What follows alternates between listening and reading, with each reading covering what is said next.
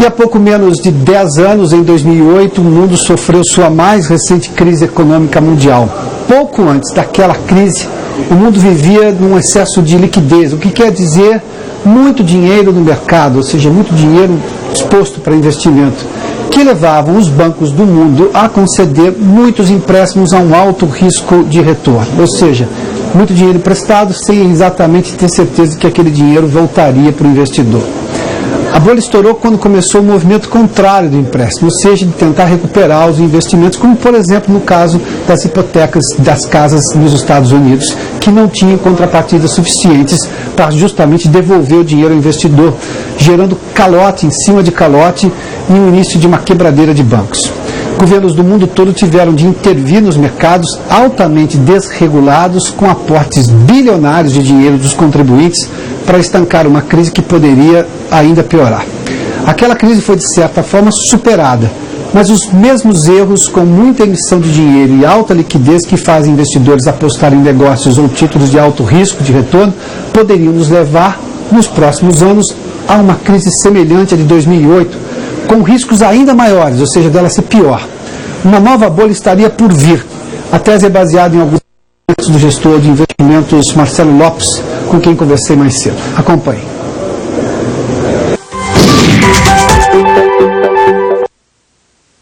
Marcelo, a gente está vendo a economia americana em franca expansão. Aliás, chama a atenção os programas de compra e venda nos Estados Unidos. Aliás, isso virou reality show.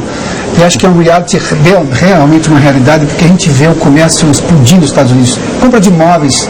E evidentemente que você se lembra de 2008, da crise que estourou justamente com as subprimes ali, que de alguma forma são títulos podres para financiar imóveis, e aquele movimento não parava nunca. Nós soubemos do resultado de 2008, nós vivemos a maior crise mundial. Você é um dos que estão defendendo, aliás, é exatamente quem está defendendo. Eu não tinha ouvido ninguém falar dessa possibilidade de estarmos na iminência de uma nova bolha a explodir no mercado americano, em primeiro lugar, e depois isso se alastrar pelo mundo todo. Por que você acredita nisso? Tá, eu não sei se ela vai começar no mercado americano, mas hoje, para todo lado que a gente olha, Piotr, tem uma bolha. Nos Estados Unidos... Uma bolha de consumo. Uma bolha de tudo, absolutamente tudo. Você vê, desde Bitcoin, a quadros famosos, a ações, absolutamente tudo está numa bolha.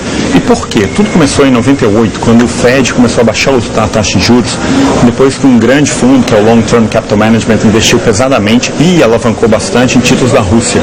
Depois que a Rússia entrou em default, Piotr, esse fundo foi liquidado e várias pessoas iam perder dinheiro. Então, para evitar um colapso ou um mini colapso no mercado financeiro, o Fed abaixou um pouquinho a taxa de juros. E aí ele acabou empurrando um outro setor que estava despontando, que era o setor de tecnologia, para novos níveis, tá? E aí a gente teve o Nasdaq explodindo e culminou que o Fed teve que voltar a subir a taxa de juros, porque a inflação estava começando a voltar nos Estados Unidos, e acabou com o crash de 2000. E aí um crash que era de um fundo passou para um setor. E aí, para evitar algum sofrimento no setor, o Fed abaixou a taxa de juros de novo, só que dessa vez para 1%, e manteve assim até 2004, quando ele voltou a subir a taxa de juros. E nesse período ele criou uma bolha muito maior, então, que foi a bolha dos imóveis, que estourou em 2007 e 2008, do subprime que você corretamente mencionou. E o que o Fed fez para aliviar os sintomas das consequências dessa crise? Ele abaixou a taxa de juros dessa vez para zero, manteve assim por vários anos, e ainda veio com os programas de Q1, Q2, Operação Twist e Q3. O que é exatamente isso? Impressão de dinheiro. Em termos básicos, a impressão de dinheiro, não tem outra coisa. E a Operação Twist foi, obviamente, comprar títulos longos para abaixar a taxa de juros, forçar a curva para baixo. Mas aí vamos fazer só um ponderamento. Isso traz muita liquidez para o mercado. Sem dúvida. E as pessoas começam a comprar, só que o problema é onde isso está lastreado. Sem dúvida, especialmente se a taxa de juros é muito baixa, a pessoa tem um incentivo para um consumo muito grande. Só que os investidores americanos já estão quase que no limite. Você vê, já está tendo problema com os cartões de crédito lá, está tendo problema com dívida estudantil, está tendo problema com auto loans, que é os empréstimos para compra de automóvel.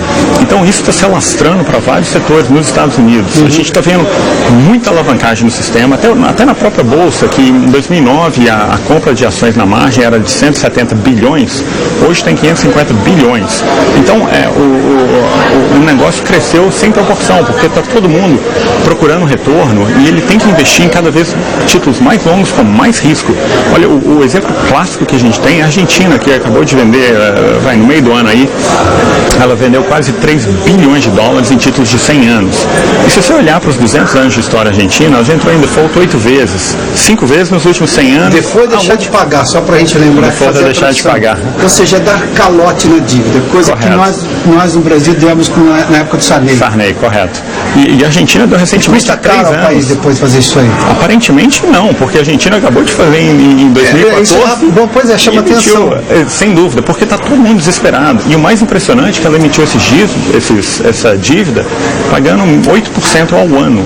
Agora, você vai emprestar dinheiro para um país quebrado por 100 anos em uma outra moeda e vai esperar que um país que tem história de dar o calote por 8% ao ano, está errado. Você sabe que está errado e que o mundo inteiro está sendo empurrado para tomar risco e essa história não vai acabar bem, pior. Bom, você fez, o mundo inteiro está sendo empurrado para tomar risco, mas eu tenho um apetite por risco também, que alguém que compra esse título está comprando esse título por qual razão? Levando-se em conta esse histórico de calote da Argentina nos títulos que tinham negociados nos títulos da dívida argentina, ou seja, e emite novamente e consegue vender. Surpreendente. E vender a bom preço. Sem mas eu tenho o que está faltando alguma outra área para investir no mundo, o sujeito está escolhendo correr esse risco? Olha, eu acho que as empresas estão aproveitando esse momento para emitir mais títulos e conseguir captar.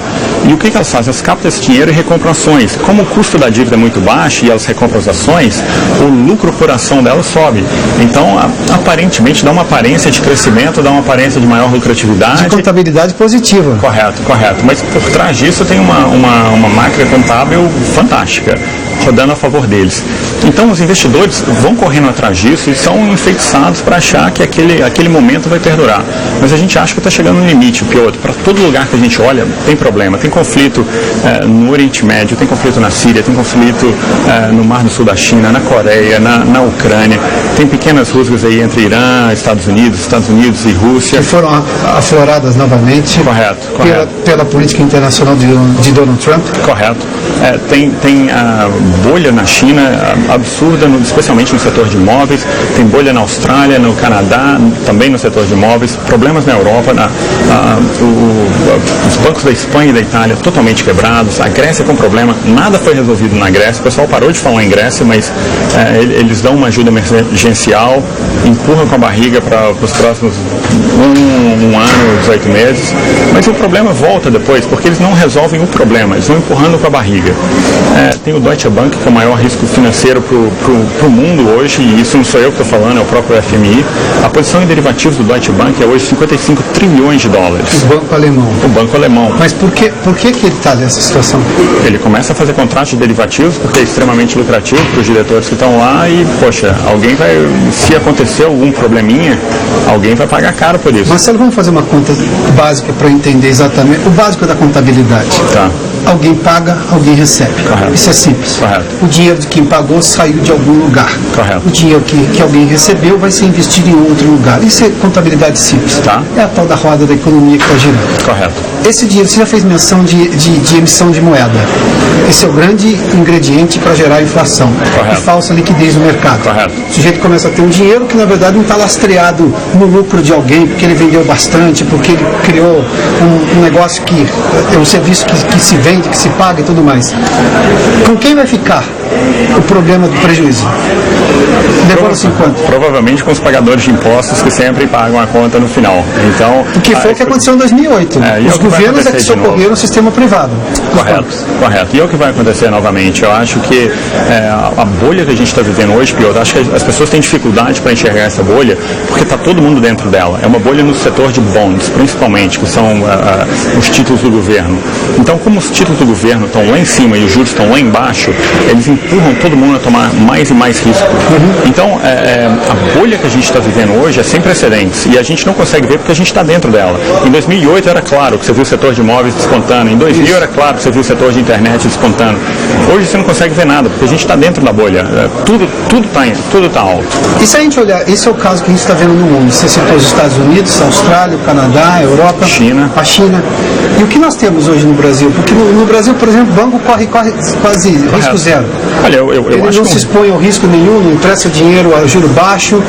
Ou seja, na verdade, a nossa discussão aqui no cenário econômico é justamente denunciar que o banco no Brasil não tem nenhuma política de fomento. O banco não empresta dinheiro quase nada, muito pelo contrário. Ou se empresta juros absurdos. Mas enfim, e qual é a posição do Brasil nesse ingrediente de uma possível nova bolha? Olha, eu acho que se houver problemas na China e houve uma pequena desvalorização lá em agosto de 2015, foi cerca de 3% no yuan, a bolsa daqui sofreu bastante e o câmbio aqui sofreu bastante.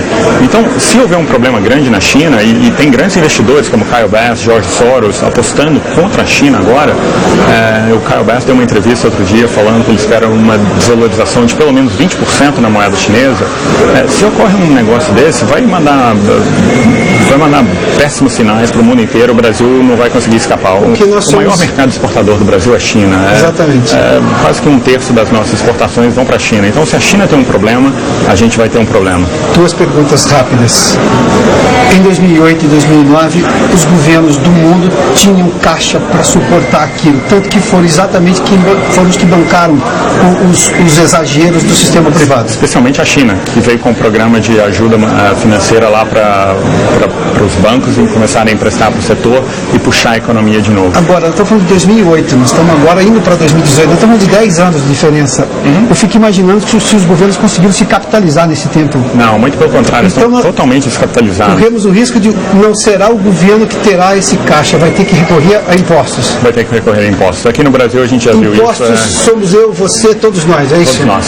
Provavelmente vai ser essa a saída. Alguém vai ter que pagar, certamente não vão ser os grandes bancos. Mas não temos risco aqui no Brasil, a exceção da história da China, tem mais alguma outra coisa? Olha, é difícil saber de onde que vai vir, Piotr, porque a gente está numa bolha absurda. É difícil saber de onde que vai vir um alfinete que vai estourar essa bolha. Mas você vê Bitcoin batendo recorde todo dia. Sem lastro nenhum. Sem lastro nenhum. O quadro do Da Vinci sendo vendido por 450 milhões de dólares, sendo que a última foi do Jackson Pollock em 2006, também pouco antes dos problemas do subprime. Então, você começa a ver os sinais clássicos de bolha, o pessoal começando a comprar qualquer coisa a qualquer preço com medo de ficar de fora. Então tem muita... com medo de ficar de fora. A história do Bitcoin é isso também, não é? Principalmente isso. E você vê agora, o pessoal está sendo empurrado até aqui no Brasil a correr mais risco, porque com a taxa de juros baixando, a gente está vendo um pouquinho do que acontece no mundo, mas a taxa de juros há um ano e meio era 14%. Hoje está em 7%. Então você vê os investidores já falando em ir para a bolsa, ir para um fundo de private equity, comprar imóveis, porque os 7% não remuneram. A taxa de juros real é exatamente a mesma, mas para o investidor 7% é muito pouco. Então ele acaba sendo empurrado a correr mais risco. Isso é um grande problema. Na hora errada, eles vão atrás de risco. Agora é hora de ter cautela, prudência e não perder o que a gente já ganhou no passado. Marcelo, obrigado pela gentileza da entrevista, viu? Prazer. Obrigado mais uma vez. Obrigado. Bom,